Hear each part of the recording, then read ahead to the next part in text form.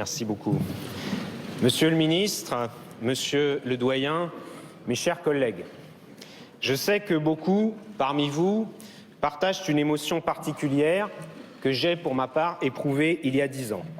De ces émotions que l'on n'oublie pas, l'émotion de nouvelles et de nouveaux députés qui siègent pour la première fois dans cet hémicycle.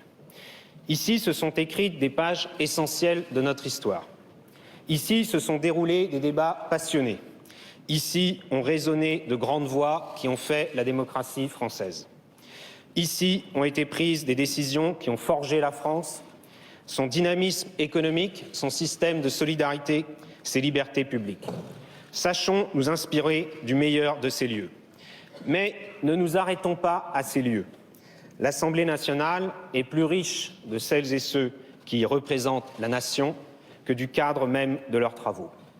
Nous sommes, vous êtes, dans votre diversité de parcours, d'engagement, de convictions, vous êtes ensemble la représentation nationale.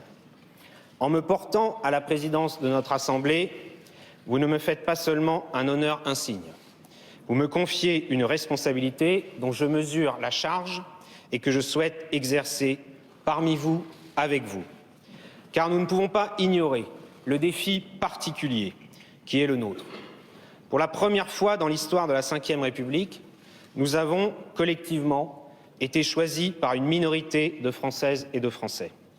Cela n'entame en rien notre légitimité, votre légitimité à agir et à légiférer. Car nul ne peut prétendre représenter ou porter la voix de celles et ceux qui n'ont pas participé aux dernières élections législatives. Mais cela vous confère, nous confère une responsabilité particulière, celle de reconquérir une confiance que des décennies de crise économique, de crise sociale, de crise de la représentation démocratique ont érodée. Confiance dans l'efficacité de l'action et de la parole publique.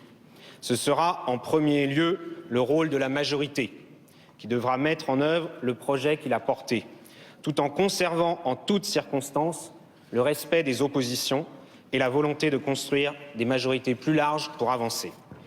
Dans cet hémicycle profondément renouvelé, dans ses visages comme dans sa géographie politique, la vérité ne siégera ni d'un côté ni de l'autre. Elle naîtra du débat et de la volonté d'agir pour les Françaises et les Français. Redonner confiance, ce sera obtenir des résultats. Mais ce sera également redonner confiance dans nos institutions, dans notre institution. Ma candidature reposait sur un projet que j'ai publiquement exposé. Ce projet, c'est celui d'une Assemblée nationale plus démocratique, plus efficace, plus moderne. Une Assemblée plus démocratique, ce devra être en premier lieu une enceinte où on ne se contente pas de parler, mais où on apprend à s'écouter. Cet hémicycle ne doit donc pas être un lieu de provocation et d'anathème, un théâtre d'excès et de caricatures, mais bien au contraire de la sérénité, de la bienveillance, de l'esprit constructif et du respect dans les débats. L'Assemblée ne sera respectée que si elle est respectable dans ses comportements. Au-delà des comportements, cette législature doit être celle de la concrétisation de réformes démocratiques profondes. Elles ont été trop longtemps repoussées. Réduction du nombre de députés, introduction de la proportionnelle, ces engagements du projet présidentiel doivent être menés à bien. Ces réformes seront évidemment portées en lien avec le gouvernement d'Édouard Philippe, mais elles rencontreront un écho plus fort et seront mieux comprises si elles résultent d'une forte mobilisation des parlementaires. Il faudra le faire en collaboration constructive entre le gouvernement, le Sénat et ici, la majorité et les oppositions, afin de réunir la majorité la plus large possible pour les réaliser. Il faut une Assemblée plus démocratique, mais aussi plus efficace. Les Français qu'on rencontre nous le disent souvent. Ils ont le sentiment que le Parlement parle beaucoup, mais agit peu. Agir mieux, c'est d'abord agir plus vite. J'appelle donc tous les groupes de cette Assemblée nouvelle à travailler à des modifications indispensables de la procédure parlementaire. Aujourd'hui, la procédure encourage l'enlisement et l'obstruction. Il faut favoriser la construction, garantir la concrétisation des réformes validées par les Françaises et les Français, mais aussi faciliter l'aboutissement d'initiatives parlementaires, qu'elles viennent de la majorité ou de l'opposition. Si certaines réformes nécessitent une révision de la Constitution, et le président de la République s'y est engagé, il est possible pour notre Assemblée de moderniser de son propre chef un certain nombre de procédures obsolètes, faisons-le. Mais les députés ne sont pas là seulement pour faire la loi. Vous avez pour rôle essentiel de contrôler l'action de l'État et du gouvernement. Le président de la République l'a souvent rappelé pendant ces derniers mois. Il faut un Parlement qui contrôle vraiment. Contrôler efficacement, cela signifiera notamment conquérir de nouveaux pouvoirs d'enquête, d'accès aux documents administratifs, aux rapports d'inspection de l'administration. Cela signifiera plus de moyens pour évaluer sur le terrain les politiques publiques. Fixons-nous pour objectif que chaque exercice d'évaluation se traduise par des recommandations précises de modifications réglementaires ou législatives auxquelles le gouvernement ou les commissions concernées seraient tenus de répondre. L'efficacité, ce sera enfin notre capacité à nous inspirer d'innovations mises en œuvre dans des parlements étrangers. Facilitons les échanges de bonnes pratiques et les coopérations avec les parlements des pays membres de l'Union européenne. Nous avons tout à gagner à cette ouverture. Nos pratiques, mais aussi nos politiques pourront en bénéficier. Pour être plus démocratique et plus efficace, l'Assemblée devra enfin être plus moderne. Pour nos concitoyens, l'Assemblée est trop souvent le symbole de l'opacité, du secret et du règne de pratiques exceptionnelles ou dérogatoires. Il faut que notre institution entre pleinement dans la règle commune. Cette législature devra instaurer l'égalité entre les citoyens et les parlementaires. Le projet de loi du gouvernement va dans le bon sens et apporte des réponses trop longtemps repoussées. Mais il faudra aussi des décisions de notre Assemblée sur ses propres pratiques.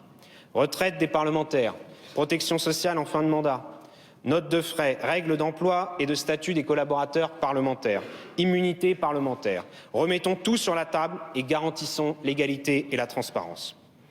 Avec vous, j'agirai pour conforter le rôle du déontologue de notre Assemblée. Ses moyens de contrôle et son indépendance devront être renforcés. Cela éloignera le soupçon et cela nous sécurisera, vous sécurisera, car des règles trop peu claires compliquent l'exercice du mandat et ouvrent la voie au fantasme et à l'antiparlementarisme. La modernité, ce sera aussi l'ouverture sur la société. D'abord en menant à bien ici la révolution numérique. C'est un enjeu essentiel pour permettre aux citoyens d'intervenir dans la fabrique de la loi et de suivre les débats, d'inspirer des propositions de loi, d'enrichir le contrôle et l'évaluation des politiques publiques. Mais si le numérique peut beaucoup apporter, il n'est pas tout. Il faudra également que notre institution aille à la rencontre des citoyens au travers de conférences parlementaires de territoire associant les députés locaux, les présidents de commission et le président de l'Assemblée nationale. Elle pourrait s'étaler sur l'ensemble de la durée de la législature pour couvrir sur un mandat tous les territoires de métropole et des Outre-mer. Notre ambition ne doit pas seulement être celle de rendre notre institution plus transparente. Elle doit être également de la faire rayonner et de la rendre attractive. La modernité, enfin, c'est la mise en œuvre des principes du développement durable dans le fonctionnement et la gestion de l'Assemblée nationale. Mes chers collègues, cette législature est celle du renouvellement profond des députés. Je le constate en parcourant des yeux vos visages sur les travées, tant de nouveaux visages qui disent la féminisation, le rajeunissement, la diversité. Cette législature est également celle d'une recomposition politique radicale. Nous le constaterons lorsque vous siégerez sur ces bancs au sein de vos groupes respectifs. Mais cette législature doit être celle de la préparation d'une autre révolution, aussi indispensable que les deux précédentes, celle d'une meilleure représentativité sociologique. Nous devrons donc ensemble avancer dans l'élaboration d'un statut de l'élu qui facilite l'accès de toutes et tous, quelle que soit sa classe sociale, à la fonction de député. Voilà, mes chers collègues, en quelques mots, le projet que j'ai présenté d'abord à mes collègues du groupe majoritaire. C'est ce projet qui m'amène où je suis aujourd'hui. C'est ce projet qui m'engage, c'est ce projet que je partage désormais avec vous et que j'entends mener à bien avec vous. Je parlais tout à l'heure de la mémoire des lieux. Il y a aussi celle des hommes. Je tenterai de m'inspirer de celle de mes prédécesseurs dans cette haute fonction que vous me confiez aujourd'hui. La bienveillance qui n'empêchait pas la rigueur de Jacques Chaban-Delmas ou de Claude Bartholone. la volonté de réformer de Jean-Louis Debré ou de Laurent Fabius, la fidélité au projet présidentiel de Louis Mermaz ou encore l'humanité si particulière de Philippe Séguin ou d'Henri Emmanuelli. Oui, de tout cela, je tenterai de m'inspirer, parce que nous savons tous qu'il n'y a pas d'imagination sans mémoire. La mémoire, justement, c'est à cela que je voudrais consacrer mes derniers mots, plus personnels si vous le voulez bien. Tout d'abord, pour saluer la mémoire de Corinne Hérel, qui aurait dû siéger dans notre Assemblée si elle n'avait été foudroyée en pleine campagne électorale en mai dernier. J'étais à ses côtés et je pense à elle comme beaucoup d'entre vous. En ce moment si particulier, dans une vie publique, j'ai aussi une pensée pour les miens, pour les valeurs que m'ont transmises mes parents et mes grands-parents. Directement victimes de la Deuxième Guerre mondiale, ils m'ont transmis un engagement européen profond qui me rend fier de siéger face à vous, devant ce drapeau européen. Le président Accoyer avait eu la judicieuse idée d'installer ce symbole d'une paix durable dans notre hémicycle. Il y a toute sa place aux côtés de nos couleurs nationales. Je n'oublie pas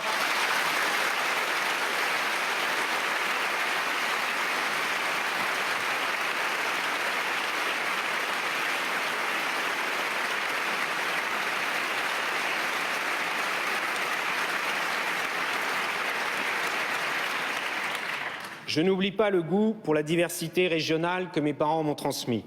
De la Bretagne à la Lorraine, de la Corse à l'Alsace, de la métropole aux Outre-mer, nous sommes ici les représentants de cette diversité qui fait la richesse de la France. Je pense enfin, comme beaucoup d'entre vous, j'imagine, à mes enfants. C'est finalement pour eux, pour l'avenir des générations qui viennent, que nous sommes toutes et tous ici engagés. Puissions-nous leur transmettre à notre tour une République préservée, une démocratie vivante et respectueuse d'autrui et une Assemblée nationale renouvelée dans ses pratiques. Vive la République et vive la France.